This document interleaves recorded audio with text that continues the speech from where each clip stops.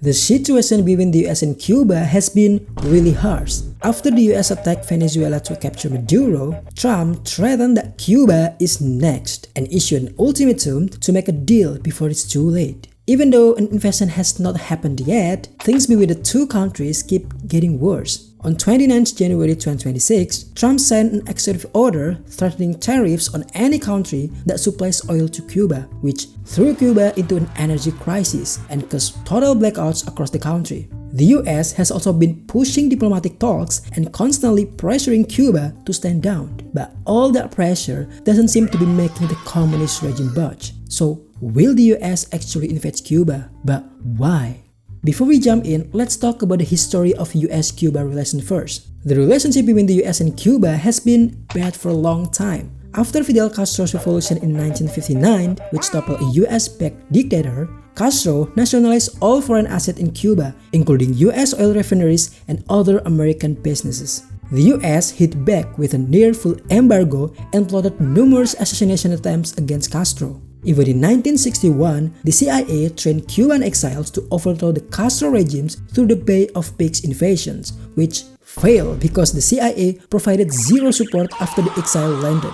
And after the Cuban Missile Crisis in 1962, the US promised not to invade Cuba in exchange for the Soviet Union pulling its missile out from Cuba. And since then, relations between the two countries only got worse. After the Soviet Union collapsed in 1991, Cuba lost its main benefactor. The US under President H.W. Bush tightened economic sanctions to try and force Cuba into its sphere of influence. And under that pressure, Cuba eventually formed an anti-US alliance with Venezuela after Hugo Chavez became president of Venezuela in 1999. And this alliance actually gave Cuba cheap, even free oil from Venezuela in exchange for sending tens of thousands of medical workers and intelligence and military personnel. Only during the Obama administrations, US-Cuba relations were normalized. The State Department removed Cuba from the list of state sponsors of terrorism, and both countries reopened their embassies. Even in 2016, Obama became the first US president in nearly 90 years to visit the island nation. But the Trump administration then dragged the relationship back to the rock bottom. After the US attacked Venezuela back in January,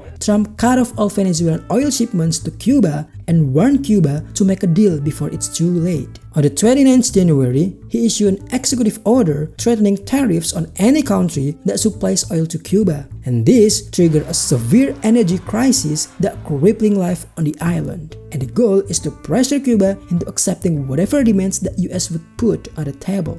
A few months later, the US held a several meeting with Cuba, said that it would stop all the pressure, offer $100 million in humanitarian aid, and even 2 years of free Starlink internet access for all Cuban citizens if the Cuban government agreed to US demands. And those demands included having Diaz-Canel step down as president, releasing thousands of political prisoners, reforming the economic and political system, and expelling Russian and Chinese intelligence from Cuban soil. Cuba, of course, rejected it. They even began deploying hundreds of military drones in preparation for a potential conflict with the US. But why is the US being so aggressive toward Cuba? First, because the national security threat and the Monroe Doctrine. The Monroe Doctrine, or Trump's version of Monroe Doctrine, basically says that every country in the Western Hemisphere is the US backyard, so any enemy present there is seen as the direct threat to the US national security. And the second one is because this guy, Marco Rubio. Rubio is the son of Cuban immigrants and currently serves as US Secretary of State. His campaign against the Cuban government is the culmination of a personal pursuit, and it has strong support from the broader Cuban American community. So if this issue goes unresolved in this period, it would be a massive failure for him as a Secretary of State with Cuban roots. And Trump is just happy with it, since it would let him solve the Cuba problem where no other president has managed to in 50-60 years. But how does US justify an attack on Cuba if they don't have one? Well, they do, or more accurately, they made it. On 20 May 2026, federal prosecutor announced criminal charges against former Cuban President Raul Castro in the 1996 downing of civilian planes. For context, in 1996, the Cuban military shot down 2 small planes operated by a Cuban exile group that was searching for the Cuban refugees in the Florida Strait. The indictment accuses Raul Castro of ordering the shoot down because he was Cuba's defense minister at the time.